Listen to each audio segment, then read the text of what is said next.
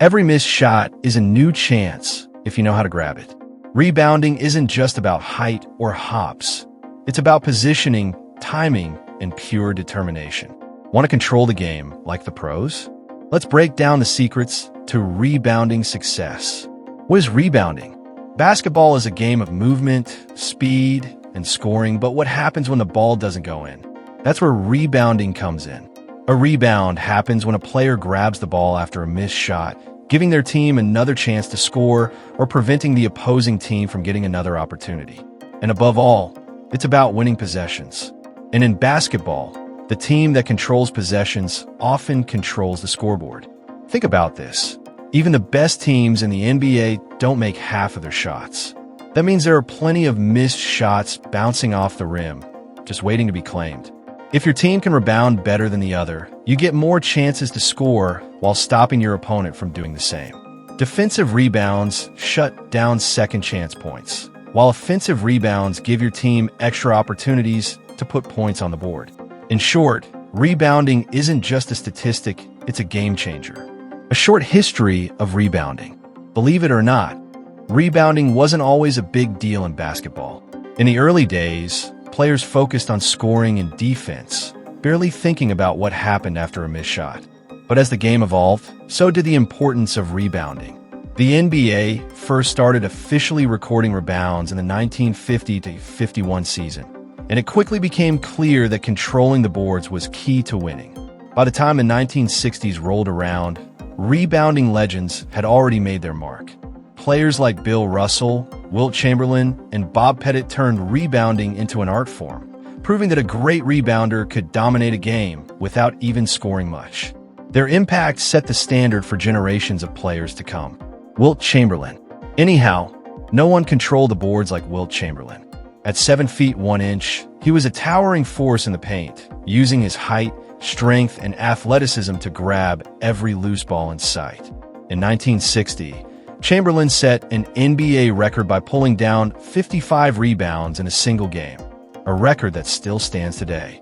Over his entire career, he collected an unbelievable 23,924 rebounds, the most in NBA history. But it wasn't just about numbers. Wilt's rebounding gave his teams a massive advantage, turning defense into offense in a heartbeat. He made rebounding look effortless, snatching the ball out of the air like it was meant to be his all along. Bill Russell. While Chamberlain dominated with size and power, Bill Russell mastered rebounding with intelligence and anticipation. He didn't just wait for the ball, he knew exactly where it was going to land before anyone else. Russell led the Boston Celtics to an incredible 11 championships, thanks largely to his ability to control the boards. He finished his career with 21,620 rebounds, including a mind-blowing 4,104 in the playoffs, the most in NBA history. His ability to box out opponents, time his jumps perfectly, and turn rebounds into quick, fast breaks made him one of the most valuable players of all time. Bob Pettit. Well, not as tall as Chamberlain or as athletic as Russell, Bob Pettit made up for it with sheer determination.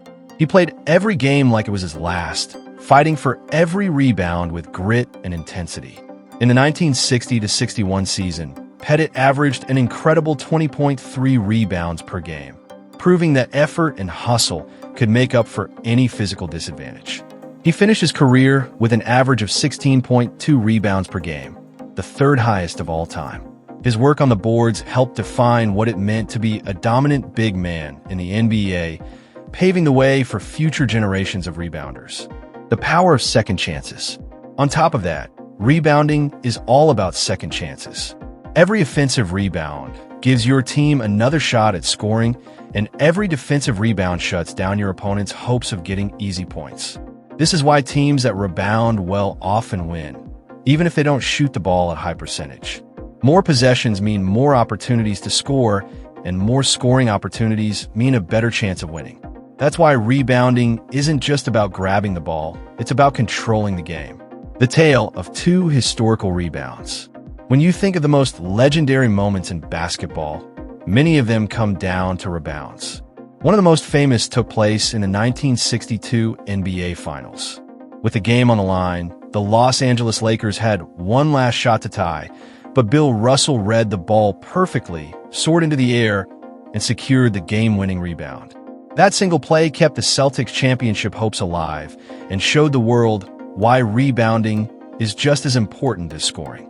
Another unforgettable rebound happened in the 1970 NBA Finals. The New York Knicks were fighting for the championship against the Lakers when Willis Reed, despite being injured, made a heroic return. But it wasn't just Reed's presence that saved the game. It was Dave DeBusschere's crucial rebound in the final moments. He outworked multiple defenders, grabbed the ball, and secured victory for New York. Now, let's break down the essential tips and techniques that will help you master rebounding and become a pro at basketball. The mindset of a rebounder. Too many players treat rebounding like an afterthought. They take a shot and assume the possession is over, or they watch the ball sail through the air instead of fighting for position. Great rebounders think differently. They treat every shot as a chance to gain an advantage. They understand that every possession matters, and they take pride in outworking their opponents. Dennis Rodman, one of the greatest rebounders of all time, didn't just rely on his athleticism. He studied the game obsessively. He knew where shots would bounce based on angles and spin, giving him a split-second advantage over taller, stronger players. That level of commitment separates average rebounders from great ones. Mastering the box out. Next up, rebounding isn't just about jumping, it's about positioning. The best rebounders make sure their opponents never even get a chance at the ball. That starts with boxing out. The moment a shot goes up, you need to find the closest opponent, put your body between them and the basket, and hold your ground. A weak box out won't cut it. You have to be aggressive, using your lower body to push them away and your arms to create space. A great box out forces the other player to hesitate the next time they try to crash the boards. In fact, one powerful box out can set the tone for the entire game. Positioning for success. Now let's talk about the positioning. Understanding where the ball will go is crucial in rebounding. Studies have shown that shots from the corner tend to bounce long, while shots from the top of the key are more likely to land in front of the rim. If you can anticipate where the ball will go, you can beat your opponent to the spot before they even realize what's happening. This is what made Dennis Rodman so special. He studied players' shooting habits and positioned himself accordingly. Instead of waiting to react, he was already moving before the shot even missed. The importance of toughness. Beyond this, one of the biggest myths in basketball is that you need to be tall to be a great rebounder. That's simply not true. Some of the best rebounders in NBA history were undersized. Paul Silas was only 6'6", but he dominated the offensive boards. Udonis Haslem, at 6'8", was often the smallest player in the paint, yet he outworked bigger players every game. What they all had in common was toughness. They never backed down from contact, and they never assumed the other guy would grab the ball. They went after every rebound with the belief that it was theirs to take. Securing the ball. Not only this, getting your hands on the ball is only half the battle. Once you secure the rebound, you need to protect it. Too many players lose rebounds because they bring the ball down to their waist, making it an easy target for defenders. The correct technique is to chin the ball.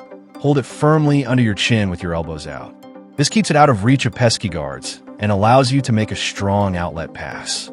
Some players make the mistake of wildly swinging their elbows after grabbing a rebound, but that's unnecessary. A simple pivot while keeping your elbows out is enough to create space without drawing a foul. Rebounding drills that work. As we know, like any other skill in basketball, rebounding needs to be practiced. One great drill is McHale taps, where you repeatedly tap the ball off the backboard while jumping, keeping your hands active and improving your timing. Another is the bangs drill, where you grab the ball, jump, and slam it against the backboard multiple times before finally putting it in the basket. These drills train your hands to stay ready and build the muscle memory needed to control rebounds under pressure.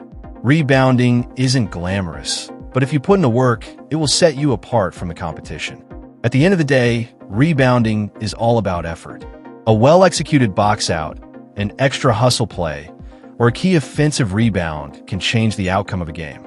It's not just a stat, it's a game changer. That's why some of the best coaches in history like Jim Calhoun, have always emphasized rebounding from day one of practice. When you step onto the court, make rebounding a priority.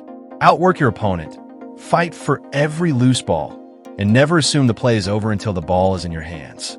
Do that, and you'll be the kind of player every coach wants and every opponent dreads.